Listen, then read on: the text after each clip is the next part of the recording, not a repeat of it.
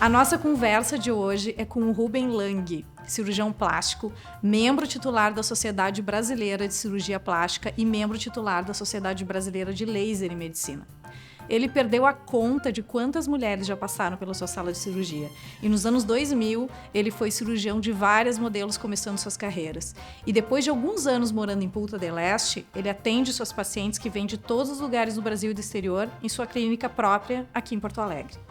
Nós conversamos sobre o machismo no consultório, a luta das mulheres com o espelho, influenciadas pela mídia e outros assuntos necessários.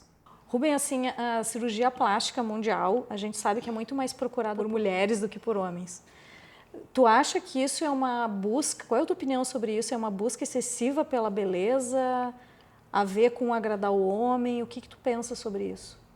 Isso está mudando, né? Tem essa questão da mulher querer agradar o seu parceiro, enfim, ou mesmo que esteja sem parceiro para talvez ajudar na conquista, né? E embora a gente acredite que isso isoladamente não vai fazer uma conquista muitas vezes duradoura, né? Que pode ser efêmero, porque a beleza ela é efêmera.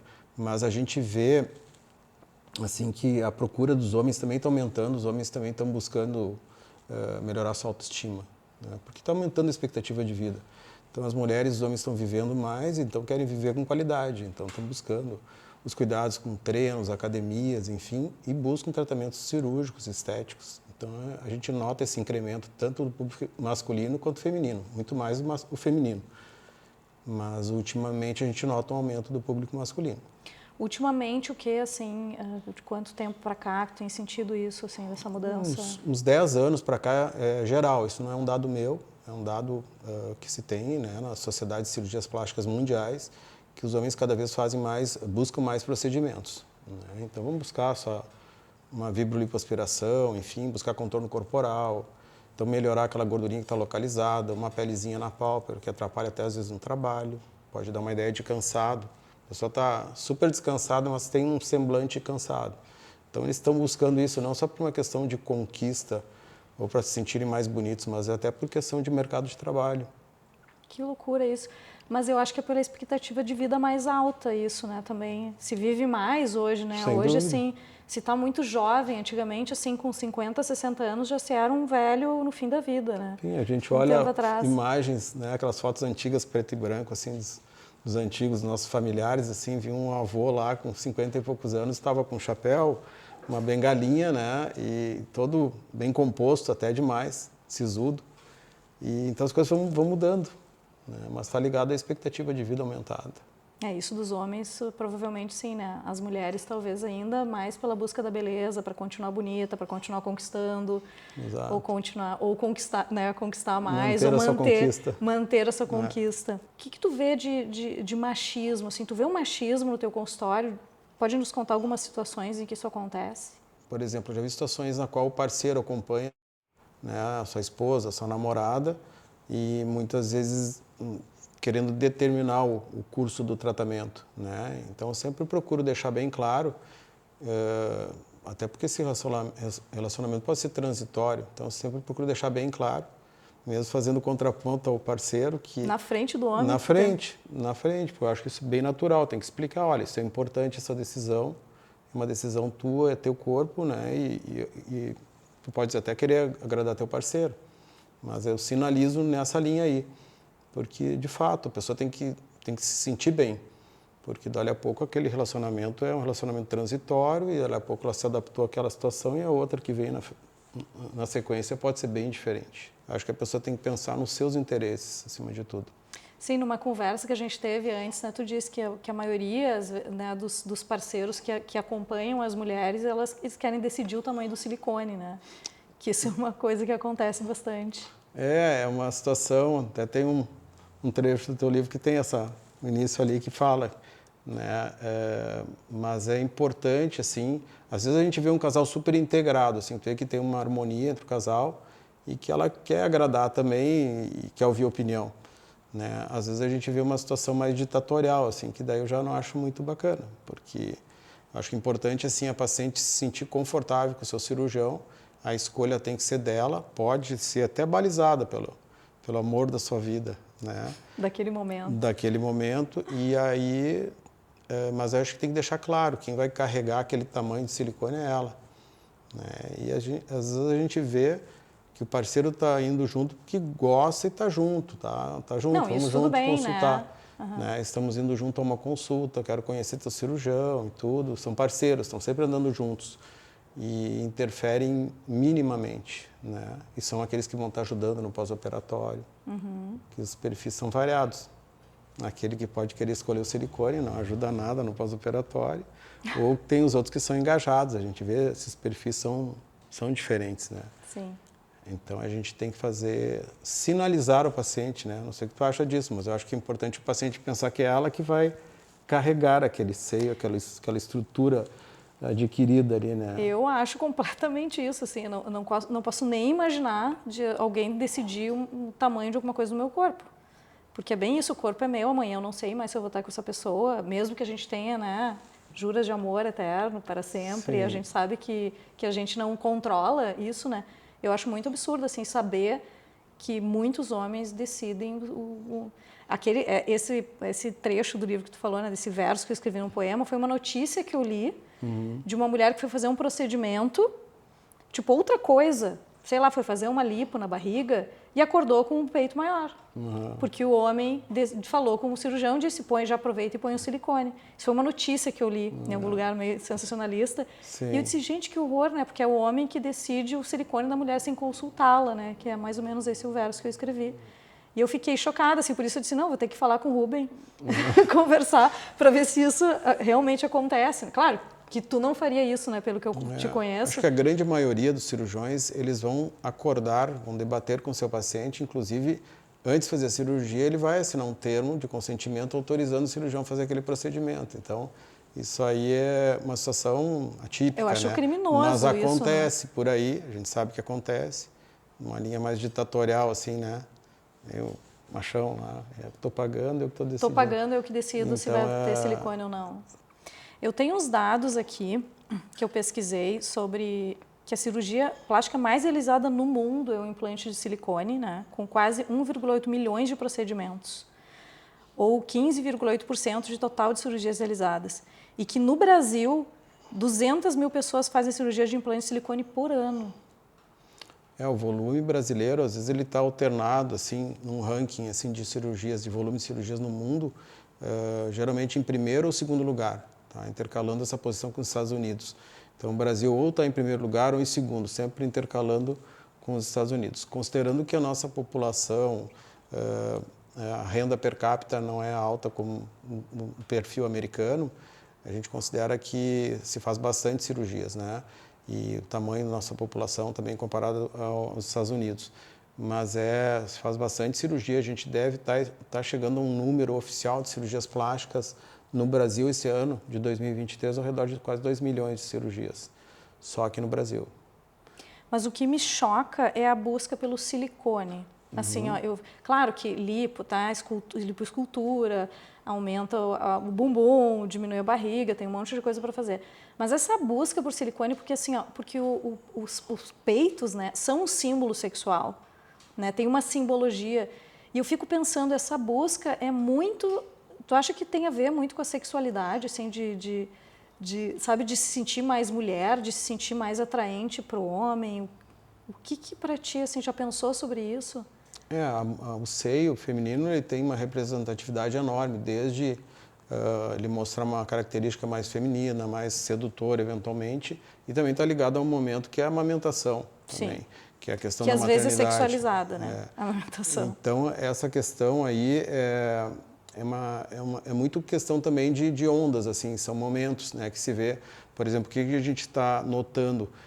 Que bom que as pacientes não estão mais buscando próteses muito volumosas, né?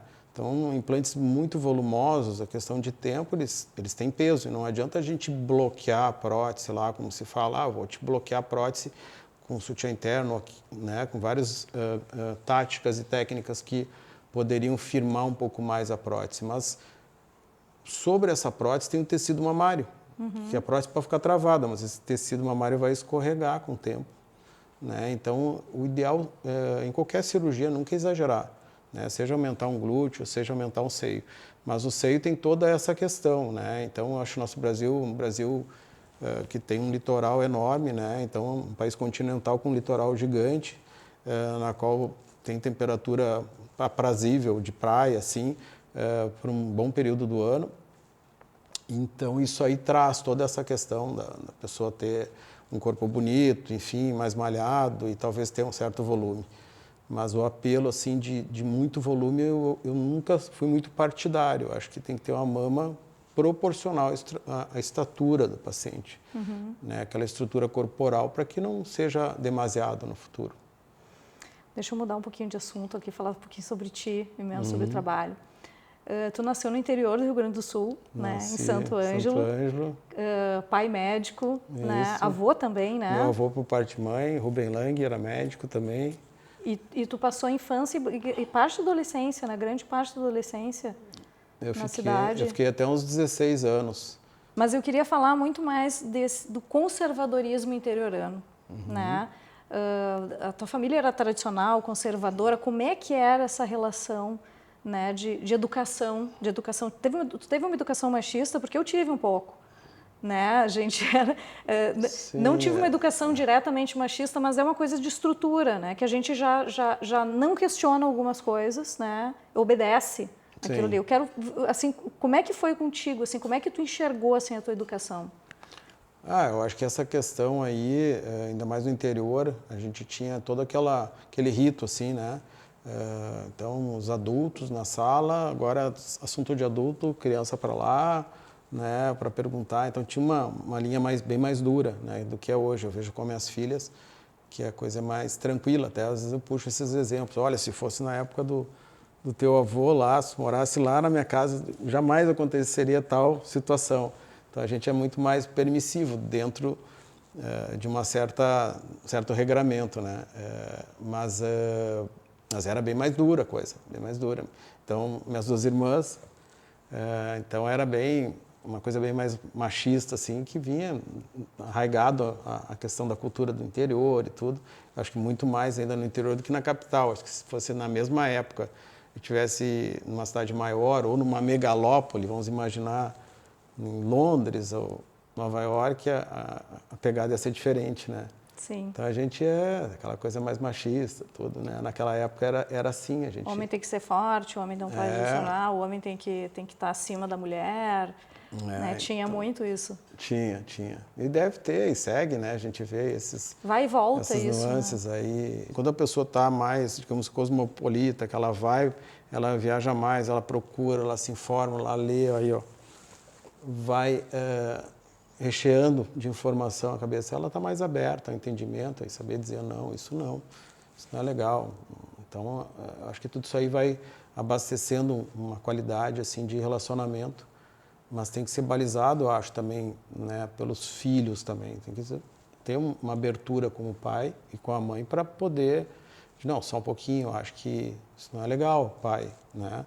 Então, assim, tu é casado com a Roberta, né? Tu tem duas filhas, duas né? filhas, que coragem, 2 filhas no mundo, uma de Luísa, 10 e uma de 13, exato, né? a Luísa e a Florença. E como é que tu trata esses assuntos? Como é que tu cria as tuas filhas, assim, em relação ao patriarcado, ao machismo? Como é que tu está preparando elas para essa realidade? Na realidade, hoje, a gente pode tomar proveito, eu acho, da informação que a gente tem num dispositivo aí, num tablet, num celular, enfim, hoje tem muito mais informação corrente que a gente pode, assim como ela pode trazer coisas negativas na formação dos nossos filhos, ela também pode ser usada como uma ferramenta positiva, para que tu mostre, ó, isso aqui não, isso que tu está vendo, esse homem tratando essa mulher desse jeito não é bacana, isso aqui é inaceitável. Tu não deves nunca aceitar uma pessoa que te trate assim. As mulheres têm um valor incrível, né, na construção do nosso mundo e tudo, o valor que as mulheres têm. Então a gente vê culturas diferentes valorizando a mulher ou subjugando a mulher, né? Então a gente tem que trazer isso à luz da conversa, assim. Eu acho que o papel do pai é esse, proteger sua filha, no sentido de, assim, identificar os fatores externos. Ó, isso não é aceitável.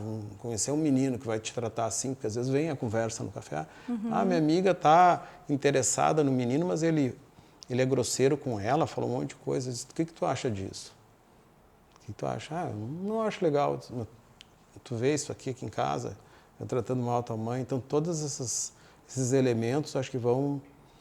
Porque muito mais do que falar é os teus filhos verem o que tu faz, né? Então, acho que no dia a dia, acho que faz parte dessa orientação que elas vão ter para o futuro. Sim, é o que elas veem no lar, né? Na o casa. exemplo dentro de casa e também analisar isso, né? Analisar o que está acontecendo lá de fora, porque é uma responsabilidade, eu acho que criada. Eu tenho um filho menino e eu fico muito preocupada, assim, é um diálogo constante para ensinar ele, né, de que não tem distinção de gênero.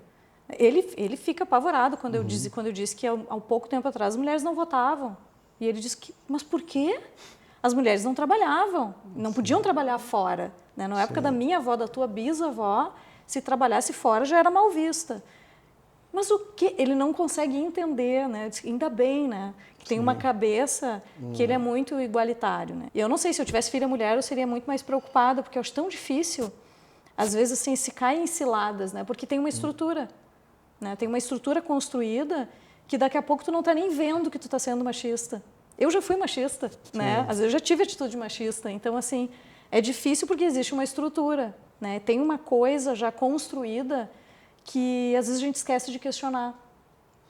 Então, eu fico bem preocupada assim, com isso, na criação de filhos. Né? A gente tem que estar muito atento, acho, ao núcleo, quando ele existe um núcleo familiar mais composto, na qual é interessante um dos parceiros também identificar. Né? Por exemplo, vamos supor que a Roberta diga, olha, isso aí não está legal, acho que aborda por outro lado. E às vezes tu vem com essa bagagem no teu desenvolvimento como criança, nos teus amigos, quando tu brincava, numa postura que, mal ou bem, elas foram te moldando, né?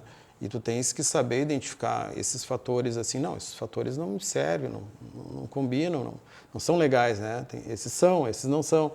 Então, quando tem, daqui a pouco, a possibilidade de ter essa ajuda, seja do pai ou da mãe ali para ajudar a estruturar, é interessante. Porque diálogo, às vezes né? às vezes a gente não se dá conta no approach num filho, seja um filho homem ou mulher. E esse tempo eu estava conversando com um amigo meu sobre essa questão, né? E ele tem um filho homem.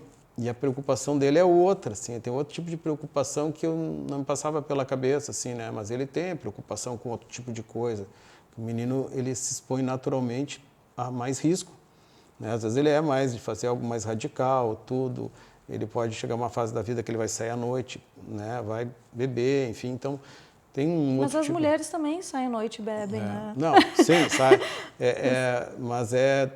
Mas as preocupações tem deles eram muito mais de risco de vida. Tem histórias, pessoas que eu conheço que perderam filhas que beberam, enfim, se acidentaram dirigindo, entende? Quer dizer, isso aí é normal, tá tendo toda essa coisa que não é mais exclusiva ao público masculino e também não exclusiva ao público feminino. Não adianta, né, se a gente não manter uma linha aberta de diálogo para instruir, para ver o que é. Teu filho vai se afastar de ti. Qual é a tua visão sobre a mulher livre e como tu interpreta a mulher livre? A mulher livre, eu acho que é a mulher que tem a sua capacidade inventiva livre para criar, para tomar suas decisões, para inclusive, como há pouco falasse, as mulheres também saem, bebem, sim, óbvio. E buscarem seu encontro, a sua felicidade, não em detrimento de uma regra pré-determinada, porque só aí, se a gente for avaliar assim, as culturas nos países, a gente está vendo agora recentemente a discrepância, principalmente com a questão da mulher, ainda existe todo esse espaço enorme entre o que o homem faz e o que a mulher pode fazer, que é um absurdo. Então, até culturas que a gente viu na qual a mulher até tinha mais uma permissividade, uma tolerância, tinha mais liberdade, mais qualidade de vida, foi trocada por uma questão cultural, né, extremamente dura, né, radical e que mudou. Né? Tu vê fotos das mulheres na Síria anos atrás e hoje estão mais cobertas, mais fechadas, mais, né, no Irã, enfim. Então a gente vê todas essas questões mudando, né, a liberdade, tolindo a liberdade da mulher. Tu acha que está pior, então? Está pior, assim, as mulheres estão menos livres, está mais difícil? Em alguns lugares está mais difícil, em outros está mais tranquilo. Então, em alguns países... O mapa está aí, mostra isso, toda essa questão aí. enfim, entra aí é uma questão multidisciplinar, assim, né? Multifatorial, desculpa, são fatores de religião, culturais, enfim, até fatores geográficos, na qual impõe uma dificuldade de sobrevivência.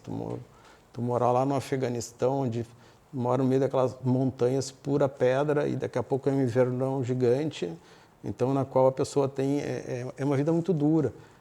E aí a gente vê o quão é difícil para as mulheres, né? Então tem toda uma questão cultural envolvida que atrapalha muito, né? E é uma pena que atrapalhe, porque eu acho que as mulheres no comando de muita coisa, nós não ia ter essas guerras aí. Você entende? Tu não ia ver uma mulher orquestrando guerras assim, tu não ia ver. Muito pelo contrário, né? Então eu admiro muito assim a capacidade, a serenidade que as mulheres têm de tomar as decisões muitas vezes, né? De ter essa serenidade. Então a gente tem mulheres que são incríveis, mundo afora aí. E por que tu acha que não tem espaço para essas mulheres chegarem, né? Se as mulheres estivessem no comando, por que tu acha que a gente não está no comando? A gente, nós mulheres, eu como mulher. Vocês que não sabem, vocês estão no comando, né? Eu acho que sim. É questão, claro, parece fácil falar assim, mas assim, esse comando acho que foi sendo tomado agora nesse exemplo que eu dei recente aí, nessas culturas ali onde é tolhida a liberdade da mulher, onde existe uma opressão absurda sobre a mulher. Será que isso é porque a gente realmente tem o comando e os homens não querem nos dar o comando e daí nos abafam? Eu acho que não é também isso? Tem isso, porque tem muito bronco, né? Muito homem burro, estúpido pra caramba, na qual o argumento dele é a força bruta. Mas né? É o medo da perda do poder.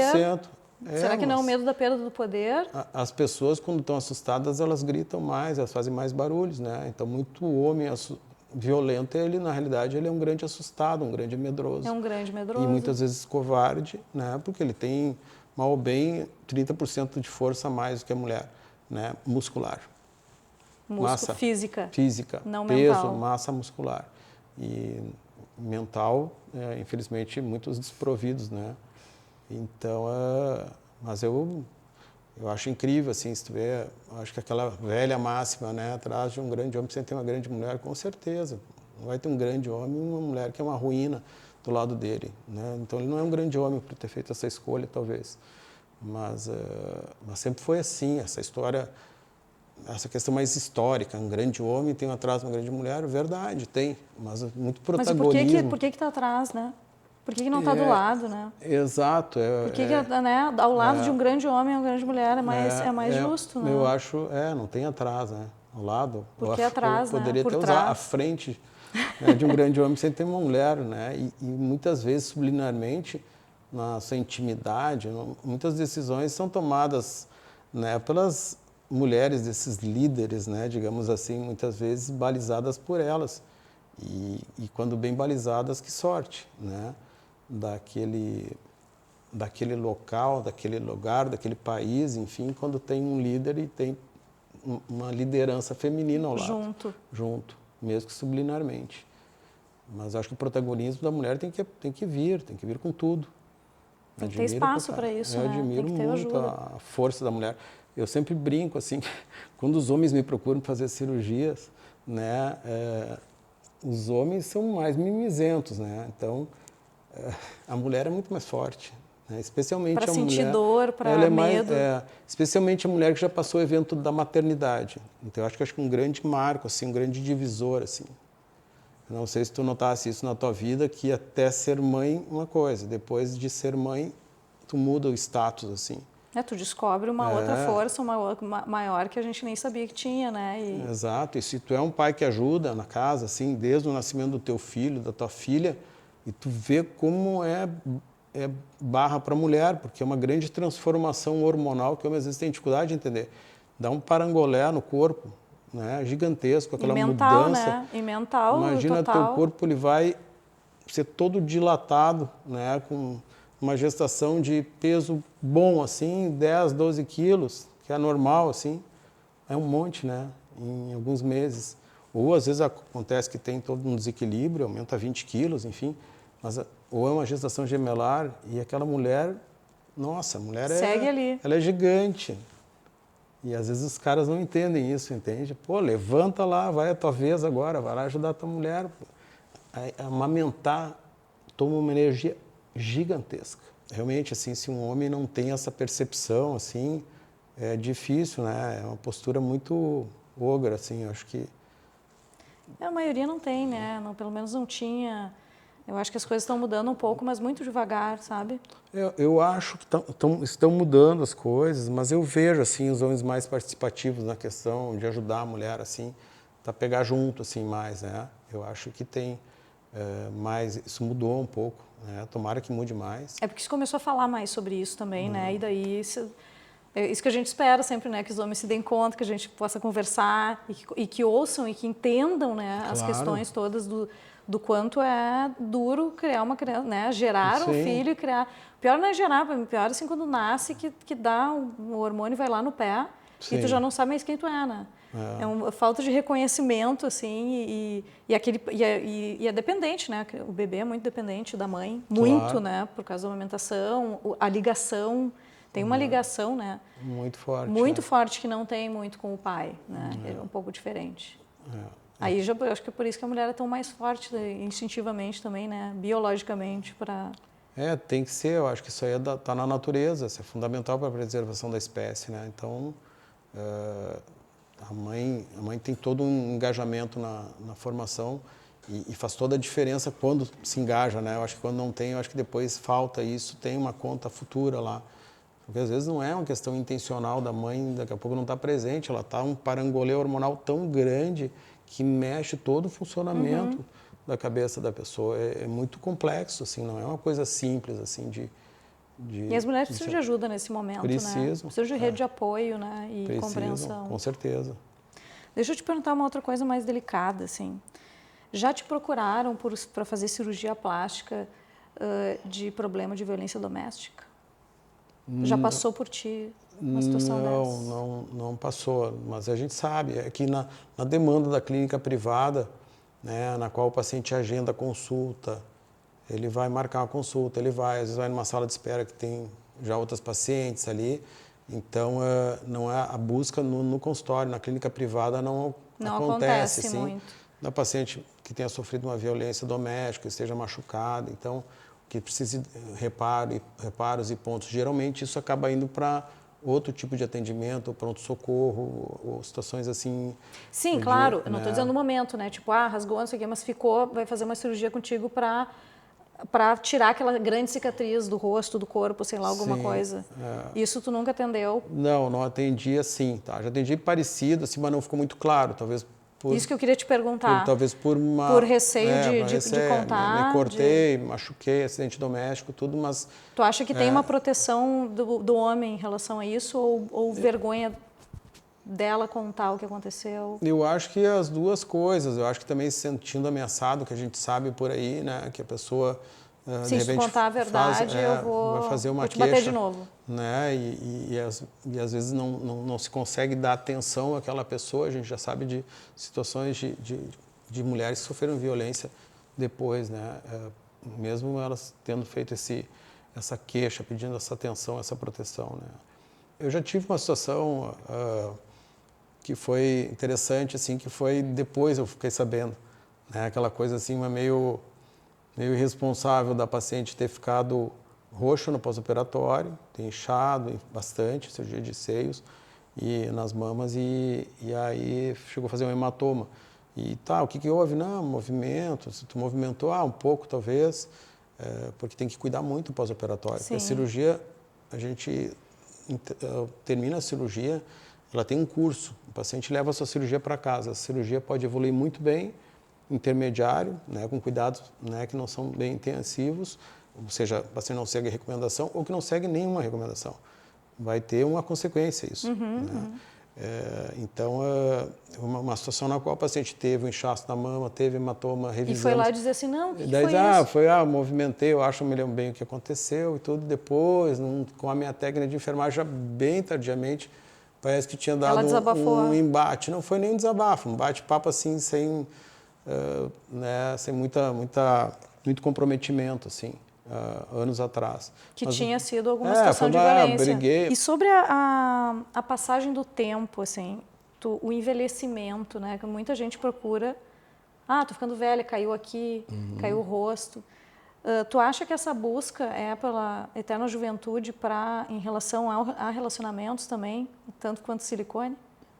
Eu acho que tem Ou tu acha que é um problema com o espelho só? Não, eu acho que sempre tem um pouquinho, eu acho que em nuances diferentes, tá? Por exemplo, a pessoa, ela tem uma busca pessoal, ela é vaidosa, ela quer continuar bonita, né? E ela vai se olhar no espelho, nosso tempo está incidindo, está pesando, e eu vou buscar o cirurgião. Este fator. Aí esse fator somado a uma questão, meu marido, daqui a pouco já não vai me achar bonita, mesmo que o marido seja extremamente fiel, enfim, apaixonado. Mas é importante a gente entender, porque às vezes a pessoa vai lá fazer um rejuvenescimento facial. Agora a gente tem máquinas, tecnologias que são, elas evitam, ou seja, elas passam uma etapa da cirurgia, porque há pouco tempo atrás tu terias os fillers, os preenchimentos, toxina, que a gente usa também, que os dermatos usam, e a pessoa pulava disso para uma cirurgia. Né? Hoje a gente tem ainda, no meio disso, desde o ano passado, a gente tem máquinas que são máquinas que ajudam, né? São procedimentos que a gente faz com sedação e tudo, por exemplo, o Morpheus, que é uma tecnologia que a gente usa, que é uma radiofrequência que se aplica no rosto, né? Em algumas determinadas áreas que a gente estabelece aqui, naquele volumezinho, papada, que está um pouco flácido, para a pele retrair. Né? Isso é uma das tecnologias que a gente usa lá. Então ela veio assim como um auxiliar e até empurrando uma cirurgia, postergando. Frente, sim. Mas seja o filler, lá, o preenchimento com hialurônico, o bioestimulador, fazer toxina botulínica, que é o Botox, seja usar fios, seja o que for desses não tão invasivos, com os mais invasivos, não existe um congelamento, né, da face ao longo do tempo. Até não seria legal, né? Imagina congelar a face, ou seja, igual um seio que se levanta, se ajusta e ele vai estar suscetível à qualidade da pele, à gravidade, oscilações do peso, até do cigarro, que vai afinar a pele dessa pessoa, vai interferir e vai antecipar a queda. No rosto a mesma coisa. Então não existe um congelamento. E a gente tem que estar atento a isso, porque o paciente, às vezes, ele não encara muito bem essa questão do envelhecimento. Mas por que tu acha que isso acontece, principalmente na mulher? Porque eu acho que os homens, tu disse no começo que estão procurando mais, mas as mulheres é muito mais. As mulheres estão né? buscando... Antigamente não tinha opção, tinha que envelhecer. Como a gente disse, né? Estava com 50 anos, já estava muito velho. Mas a busca disso, eu fico pensando se por que esse negócio de não posso envelhecer? Por que esse medo? Será que isso é um olhar masculino sobre a mulher? Não, eu acho que não é exclusivamente masculino. Eu acho que até a gente observa nessa questão, muito mais na questão facial, os homens são mais light, mais tranquilos de levar a sua esposa para fazer a cirurgia. Eles não ficam induzindo a pessoa a fazer ou querendo que ela rejuvenesça. Já na parte corporal, num paciente mais jovem, existe essa interferência de que a mulher esteja com o corpo bonito, enfim, atraente o máximo possível. Então existe, digamos, o homem, ele vai junto muitas vezes nessa cirurgia. Já nos de rejuvenescimento facial, a gente não vê uma presença masculina junto com a paciente, acompanhando, né, fazendo... Mas o desejo dela, como é que ela se expressa? É muito eu não quero envelhecer? É muito dela, muito mais dela do que do parceiro. Muito mais, a gente observa assim, não estou me gostando, agora eu entrei na menopausa, minha pele eu notei que mudou, ela está mais fina, está caindo, e aí tem essa questão. Obviamente, a gente também tem uma interferência do circuito no qual essa pessoa vive. Então, se tiver um circuito onde as mulheres são muito vaidosas, assim, ele acaba ditando essa regra, essa normativa aí que de segurar o tempo, vamos segurar o tempo. Não, a fulana, a Cláudia foi lá e fez o Morpheus, eu também vou lá falar com o Rubem, vou lá falar com o Paulo, com o médico que for, porque ela ela está inserida naquele grupo e naquela normativa, naquele regramento, ela está começando a ficar para trás, então ela busca. Né? Aí cabe a nós, cirurgiões, dizer, não, tu está muito bem, tu não precisa fazer ainda, tu espera um pouquinho, ou faz isso, faz menos, faz aquilo lá, e a gente vai mantendo. Depois, lá na frente, a gente vai fazer uma cirurgia maior, enfim, quando tem demanda. Eu acho que as coisas estão mudando. Hoje tem mulheres muito mais velhas, como muito jovens, né? Mas são exceções, né? A maioria, sim, são homens mais velhos com mulheres mais novas, e quando elas envelhecem, eles trocam por uma mais jovem. Um casal mais velho que se separa, o que acontece? Ela fica sozinha e o homem procura uma mulher mais jovem. Ah, eu discordo. Não, eu acho que isso aí é bem comum se ver. Eu assim, acho, é isso que eu estou falando. comum, eu acho assim, é muito mais comum do que de outra forma, mas de que o eu inverso. já sei de várias situações em que as mulheres foram buscar parceiros mais jovens, né, e largaram o marido ali, que era super presente, enfim. A gente não sabe também o que levou ela a se afastar dessa pessoa, né? Isso é uma coisa muito íntima do casal, a gente não sabe dos pormenores. Mas são exceções, né? São exceções, mas eu vejo muita relação bem construída, na qual o homem é apaixonado pela mulher, assim, acha a mulher bonita sempre, tá sempre achando super bonita a mulher, tá lembrando do passado, olha, ela acha bonita hoje. Eu quero viver nesse teu mundo aí. Não, mas esse mundo, eu acho que existe esse mundo. Ele tá por aí, entende? Mas eu acho que tem uma minoria, assim, não eu tenho, por exemplo, eu sou apaixonado pela minha mulher. Eu babo nela, assim, o tempo todo, mas não fico falando para ela, fazendo assim, não é isso. Acho ela bonita, gosto do jeito dela. Então, admiro ela, gosto do jeito dela, gosto de ouvir a voz dela quando ela está em casa, essas coisas, assim. Então, é uma coisa que ela tem que buscar isso, né? Tentar, assim, porque tá aí, mas ficar esperando ou se contentar, não, isso aí, esse cara me trata mal, mas é o que tem. Não, para aí, gente, não. Isso nunca dá certo, né? Chega no final, nunca dá certo. É uma corda que vai arrebentar, na minha opinião, é questão de tempo, né? A gente só tem que estar aberto, estar atento, às vezes estar do lado, né? A pessoa que pode, daqui a pouco a pessoa está sozinha, mas está fechado e está com um estereótipo de homem ou de mulher, enfim, de parceiro, que seja, muito engessado, muito, sabe? Hoje tem muito consumismo, assim, na questão, assim, das pessoas, né? De colocar, assim, aquele ícone do homem sempre bonito. Tem homens incríveis que não são bonitos, inteligentes pra caramba, que são excelentes companheiros. Eu até já vi, conheço pessoas que são, eu fico pensando, esse cara é bacana pra caramba, essa pessoa tinha que ter uma mulher super legal e tá sozinho, ele também, entende? Então, às vezes a gente vê, tem gente bacana. O que a gente tem, eu acho, assim, tem um pouco de medo que as pessoas têm, acho que tem uns bloqueios, porque também não é fácil.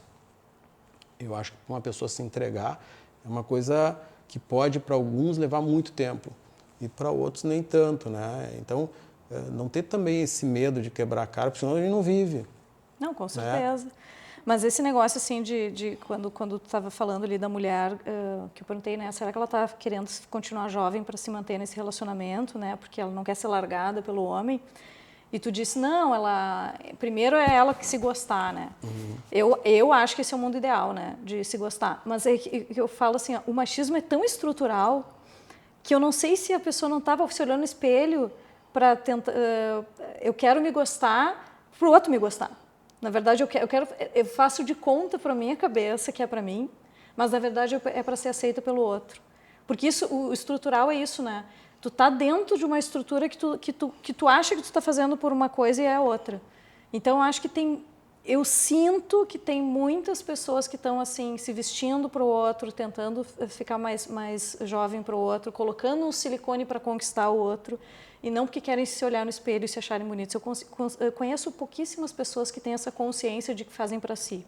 Uhum. Eu acho, só que isso às vezes não é uma escolha da pessoa, é porque ela está introjectada nela. Entendeu? Tá dentro de mim essa estrutura de que as coisas têm que ser assim, né? Quando assim eu tive pai e mãe que trabalhavam fora, né? Eu não entendia muito mulheres que não trabalhavam fora, né? Mães de amigos meus que não trabalhavam fora, mas eu não questionava porque certo era elas, porque a estrutura, porque a maioria era assim, né? É porque era uma exceção à minha família. Então nesse questionamento, né? Será que eu estou fazendo isso exatamente para mim ou é para o outro? Por que eu não estou questionando? Porque sempre foi me apresentado assim. Né? Então, a mulher é muito criada para cuidar do outro, para servir o outro. E muitas não questionam, porque elas foram criadas assim. Então, chega uma hora, nunca se questionaram, até que um momento, às vezes, a pessoa nem se questiona, né? Passa a vida assim, e às vezes ela questiona. Né? Então, eu não sei se essa questão do espelho para mim é só para mim ou se não é para o outro também. Eu tenho dúvidas sobre isso.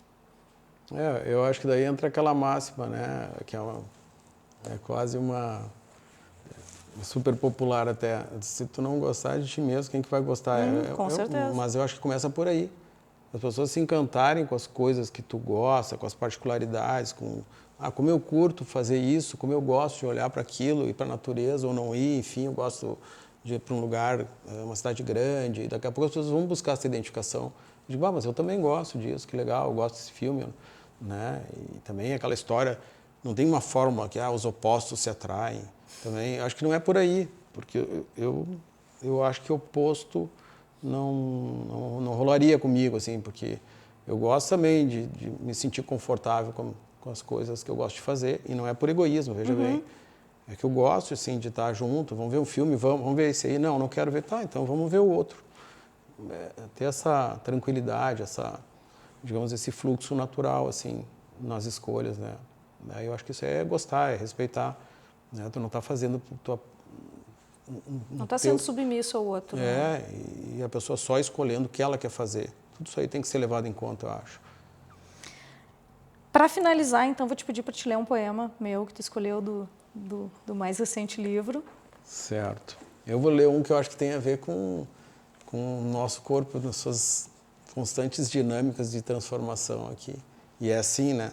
Eu escrevo bastante sobre o corpo, então tem opção. Vão caindo partes de nós, raspas de peles esfolhadas pelos carinhos, próprios ao esfregar as partes no banho, os cabelos que juntamos aos pequenos baços do chão da casa, as salivas nas beiradas das taças, das xícaras, das bochechas das crianças e dos teus lábios, as pontas das unhas que crescem em desatino, cutículas nos alicates nos salões de beleza, as nossas partes que juntas poderiam construir um ciborgue, mas o amor que não se perde nunca. Pô, até que foi junto que a gente falou. Tem a ver, né? Legal. Muito obrigada pela tua presença, Foi pela um prazer. conversa. Foi um prazer. Foi ótimo. E agora eu vou fazer umas perguntinhas rápidas, assim, um tweet, tá? Uma dica para os homens. Respeitem as mulheres. Uma dica para as mulheres. Usem toda a sensibilidade para escolher seu parceiro. O que tu acha que pode fazer uma mulher mais feliz? Ela gostar dela mesma. E um homem mais feliz? Ele ter carinho por essa mulher, respeitar, saber o valor que ela tem, que é grandioso. Dica para um relacionamento de sucesso, mesmo que seja temporário. Se ele for de sucesso, ele não vai ser temporário, acho que ele vai andar mais tempo, tá? Mas vamos lá, eu acho que é verdade, né? A gente ter troca com o parceiro. Alguma coisa que se pode fazer para equidade de gênero na prática?